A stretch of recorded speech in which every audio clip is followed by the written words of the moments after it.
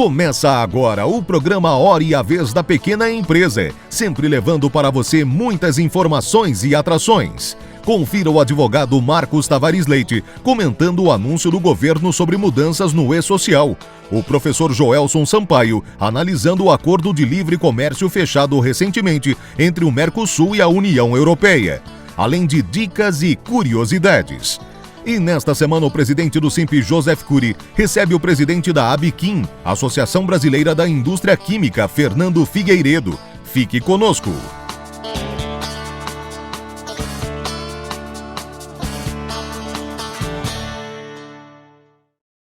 O Mercado Comum do Sul, o Mercosul e a União Europeia concluíram a negociação e fecharam recentemente o acordo de livre comércio entre os dois blocos.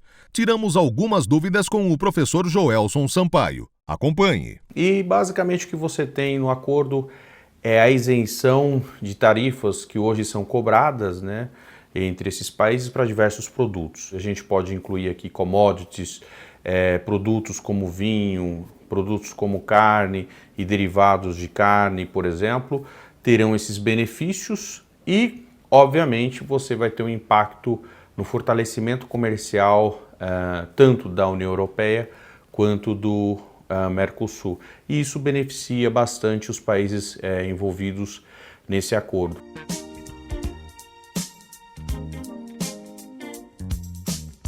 O principal ganho para o Mercosul é o ganho na exportação de commodities e, claro, na importação de produtos de maior valor agregado. E aí você pode colocar produtos industrializados, produtos de tecnologia, que são os produtos que o Mercosul, de alguma forma, mais demandam da União Europeia.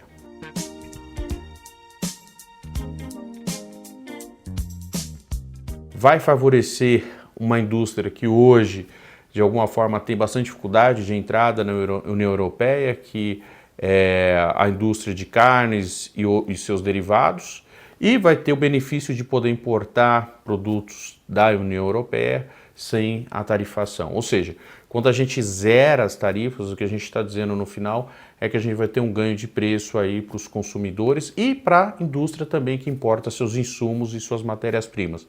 Então, o Brasil vai ter um benefício direto e indireto. Direto via preço para o consumidor e indireto via matéria-prima para a indústria. Os principais produtos europeus que vão ter o benefício ao chegar no Brasil são os produtos que a gente conhece como produtos industrializados, ou os produtos tecnológicos. Então a gente pode colocar como eletrodomésticos, a gente pode colocar como os veículos, enfim, outros diversos produtos que são produtos acabados que hoje chegam para o Brasil, mas por conta das tarifas eles acabam chegando mais caros. Vale lembrar que hoje boa parte da indústria já está no Brasil, mas esses produtos também vêm da Europa para o Brasil, o que de alguma forma eles têm esse benefício quando você tem esse acordo comercial.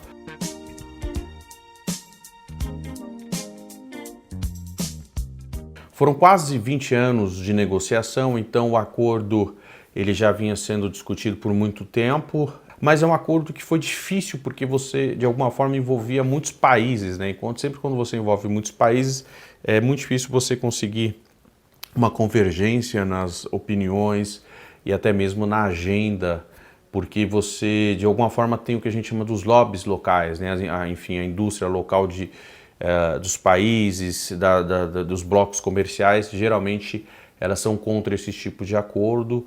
Depois de muita discussão, de muito diálogo, enfim, chegou finalmente a um resultado que daqui para frente, o esperado que em até 2 anos a gente consiga ter esses benefícios comerciais entre esses países de ambos os blocos.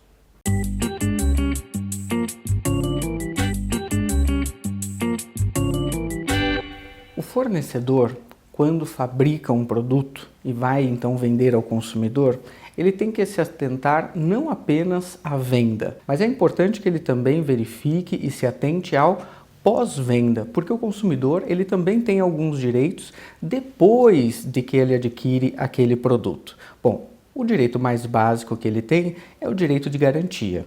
30 dias para produtos não duráveis e 90 dias para produtos considerados duráveis. Nada impede, porém, que o fornecedor ele dê um prazo de garantia maior, o que é bastante comum, mas nesse caso é uma prerrogativa, é uma liberdade que o fornecedor tem. O que ele não pode é dar um prazo inferior. Nesse período, então, qualquer tipo de problema que o consumidor venha a ter com o produto, ele deve, então, resolver. E ele, para resolver esse problema apontado pelo consumidor, ele tem 30 dias, ou seja, o consumidor não pode exigir do fornecedor, do fabricante, que resolva aquele problema imediatamente. Não. A resolução de um problema no pós-venda tem o prazo de 30 dias. Somente depois de 30 dias é que aí sim o consumidor pode até exigir o seu dinheiro de volta. Outra garantia importante que o fabricante deve se atentar são as peças para reposição de eventual produto. Ou seja, quando o consumidor ele adquire um produto, eventual reposição de peça também deve ser garantida pelo fornecedor, pelo fabricante, sob pena dele ter que indenizar. Ou seja, não é possível que o fabricante coloque no mercado de consumo determinado produto e logo após cesse a fabricação daquele produto, não dando a oportunidade de eventual defeito possa haver a reposição de uma ou de outra peça. Ou seja, na hipótese de não haver mais peça, o fabricante é responsável e, se for o caso, até por trocar o produto. Nada impede, porém, que o consumidor tenha que pagar eventual diferença. O que o consumidor não pode é ficar com o produto sem uma peça para reposição.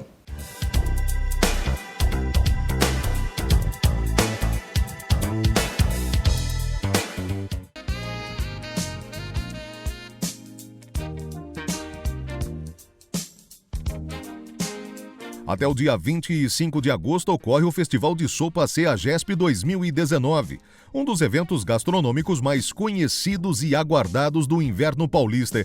O festival oferece semanalmente 7 tipos de sopas, incluindo a famosa sopa de cebola, sucesso na cidade há mais de 5 décadas. Também fazem parte do cardápio creme de couve-flor, creme de mandioquinha, sopa de legumes, entre outros sabores. O evento funciona de quarta a domingo no espaço gastronômico CEAGESP. Neste ano, o valor que dá direito a tomar todas as sopas é de R$ 43,90 por pessoa. A entrada é feita pelo Portão 4, que fica na Avenida Doutor Gastão Vidigal, número 1946, na Vila Leopoldina, zona oeste de São Paulo. Aproveite!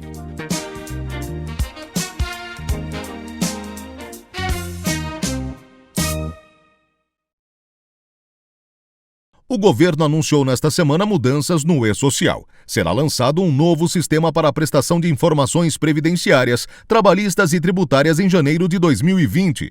Acompanhe as explicações do advogado Marcos Tavares Leite. Ainda assim, o E-Social é considerado extremamente burocrático, uma ferramenta difícil de trabalhar, tanto para quem fornece os dados, como também para aquele que vai capturar esses dados, que é o governo. Ela dá muitas informações, faz uma série de exigências que, na verdade, consideradas até desnecessárias. Com vista nessa plataforma muito burocrática e difícil de operar, é que, então, a Secretaria de Previdência e Trabalho pretende fazer alterações de simplificação. Teríamos 2 sistemas, um específico para médias e grandes empresas, já supostamente mais simples e desburocratizado, e outro ainda mais simplificado para micro e pequenas empresas.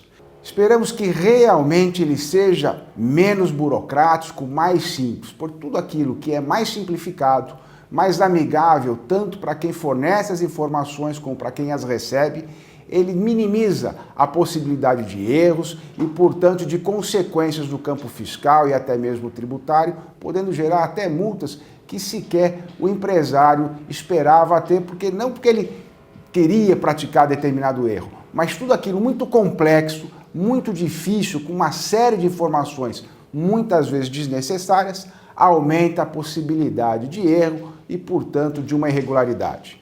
O SINP vai acompanhar, portanto, esse projeto, que nós gostaríamos que tivesse a participação tanto de pessoas do governo federal, mas também ouvindo o setor empresarial, aqueles que trabalham com essa plataforma, que trabalham com esse sistema, para que realmente a desburocratização, a simplificação seja eficaz, seja positiva para o empresário que prestará as informações e se manterá formal e seja positiva também para o ente que vai receber essas informações, de maneira a ele bem avaliar, bem controlar e assim temos eficácia para todos os lados, seja para o poder público, seja para o empresário e todos mantendo, portanto, a sua atividade de forma regular, formal, dedicado o tempo principalmente à produção, à geração de emprego.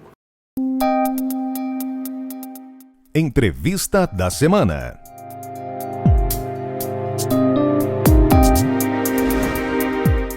O nosso convidado de hoje é Fernando Figueiredo.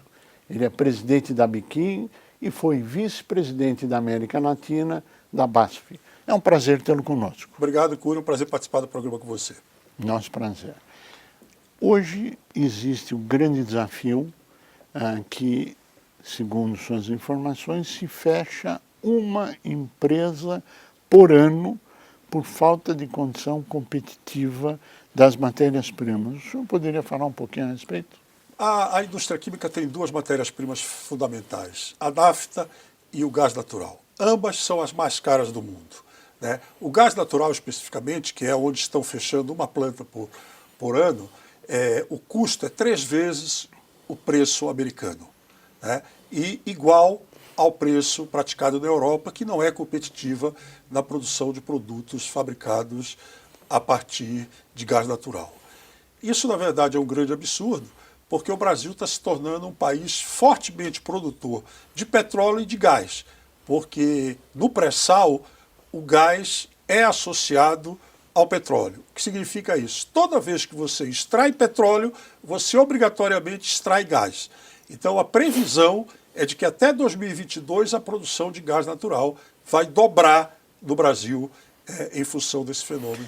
Bom, em função, imagino eu, de toda essa crise de falta de competitividade em função dos custos de matéria-prima, a Biquim vem desenvolvendo um forte trabalho para que haja uma redução no custo do suprimento do gás. Isso é real?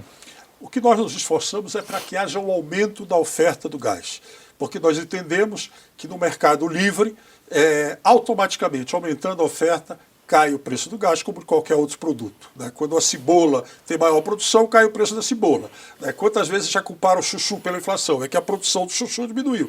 A mesma coisa aqui. Se aumentar a produção do gás, a tendência é do preço cair. Então, o que nós advogamos, e o ministro Paulo Guedes pegou isso muito fortemente, é que não seja reinjetado o gás extraído junto com o petróleo. O que significa reinjetar o petróleo? Reinjetar o gás, desculpa. Reinjetar o gás significa o seguinte: voltar o gás para o poço para aumentar a produção do óleo. Mas com isso você desperdiça um recurso que é muito valioso para a indústria brasileira, porque a indústria química é a que mais consome gás como matéria-prima e como energia. 23% do gás consumido é para a indústria química, mas para toda a indústria o gás é consumido para a produção de energia, né? Por exemplo, cerâmica, 14% do gás é produzido para cerâmica. Então, aumentando a oferta, caindo o preço do gás como nós imaginamos que caia, haverá uma redução do custo de energia para todos os segmentos industriais. E a redução do custo da energia para todos os segmentos industriais pode significar, no curto e médio prazo, a retomada dos investimentos no Brasil.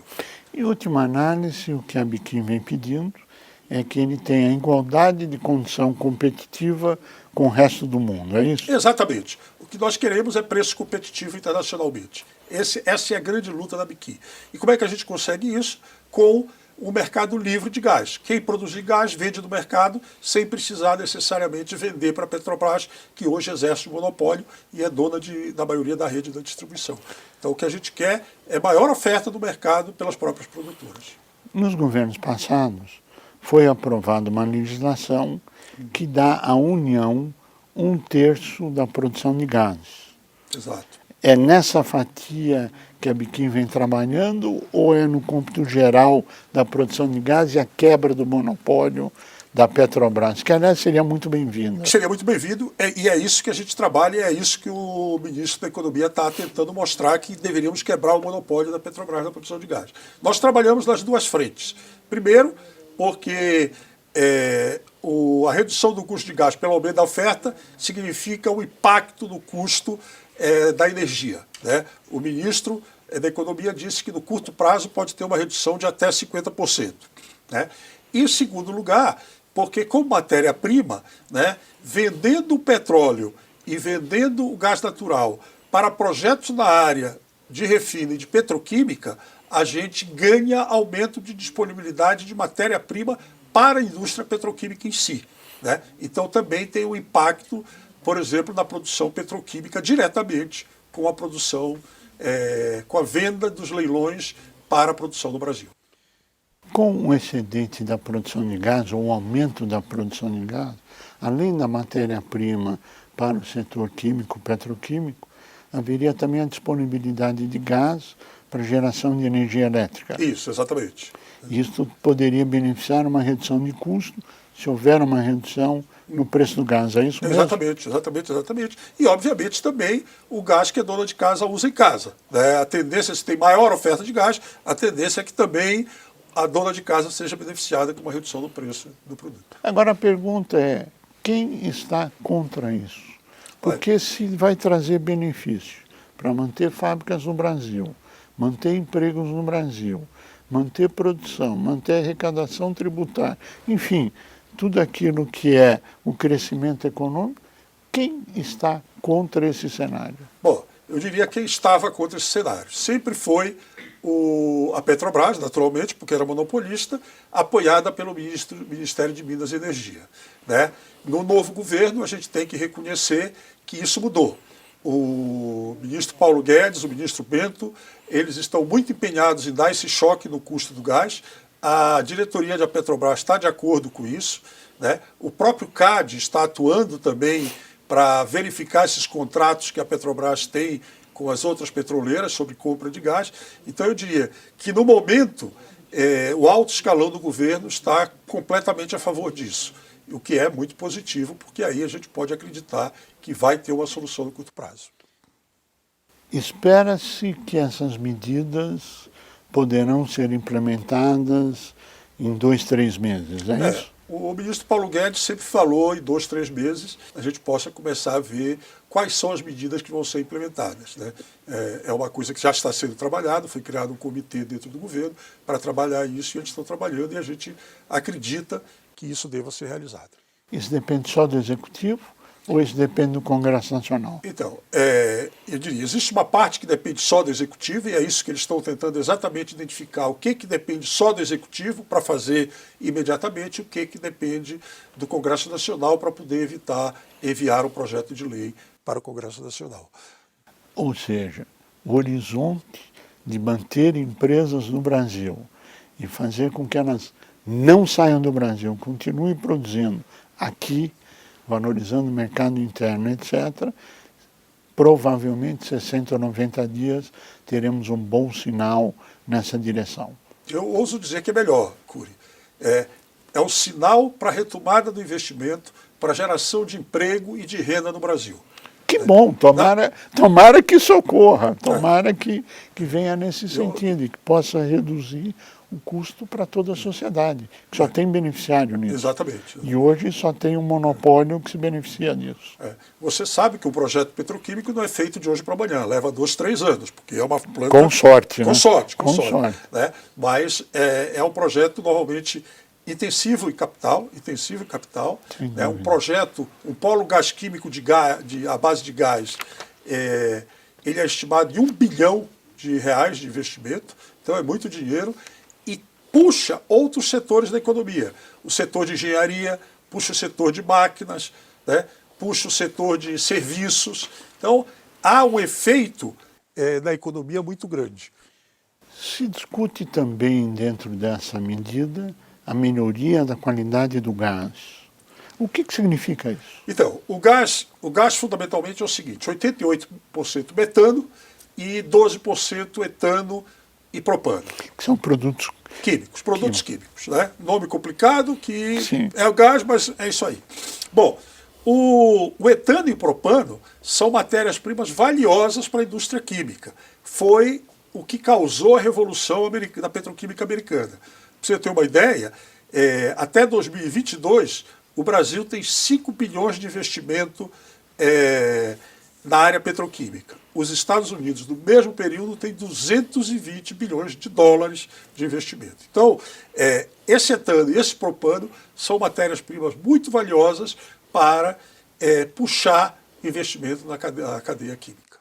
Eu ouvi, e eu queria a sua confirmação, que se essa medida for implementada, trará investimentos no setor químico, petroquímico, equivalente à economia de 2 Camaçaris ou algo assim, ou eu ouvi errado? Não, você não viu errado, Curi. Existe um estudo do BNDES que mostra que com a produção de gás brasileiro seria possível, teoricamente, construir 2 polos petroquímicos equivalentes a Camaçari.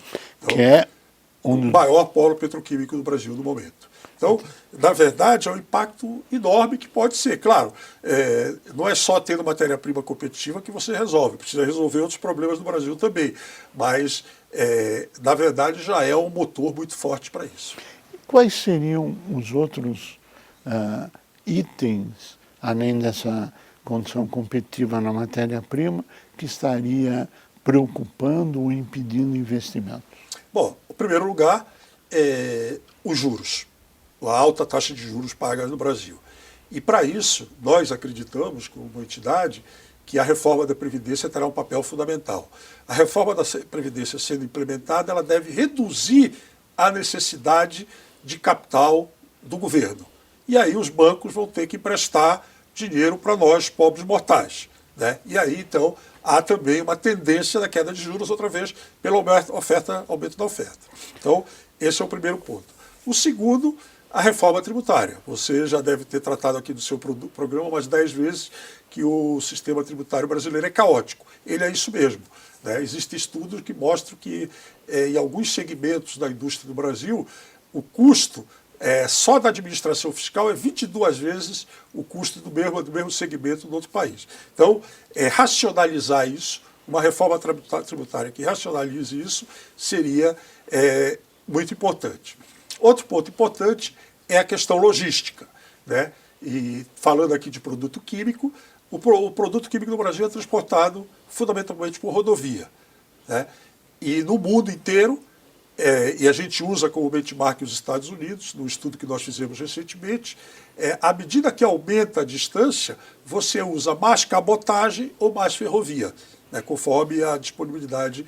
Então, nós fizemos um estudo e já apresentamos isso ao governo, e ainda no governo Temer foram incluídos os pedidos no Plano Nacional de Logística, no sentido de uso de maior uso de ferrovia e maior uso de cabotagem no Brasil. Porque se um dos nossos polos é em Camaçari, o outro é em Triunfo e o outro é São Paulo, né, a cabotagem também é um caminho muito adequado para fazer isso. O senhor diria que está confiante em relação ao setor petroquímico, desde que implementadas essas medidas, para que o Brasil venha a ser um local referencial da produção petroquímica? Eu diria para você o seguinte, Curi, você pode me convidar para jantar daqui a 10 anos, que eu não tenho a menor dúvida de que o setor petroquímico no Brasil vai ser o setor mais brilhante da nossa economia na próxima década. O convite já está feito. Então, daqui a 10 anos só falta combinar o restaurante. Nós chegamos ao final do nosso tempo, agradeço muito aos esclarecimentos e até a explicação do porquê a Biquim vem tomando essas medidas junto ao governo e que eu acho que ninguém na sociedade pode ser contrário a essas medidas. A você que esteve conosco, o nosso mais profundo agradecimento, com a certeza que estaremos juntos na semana que vem. Até lá!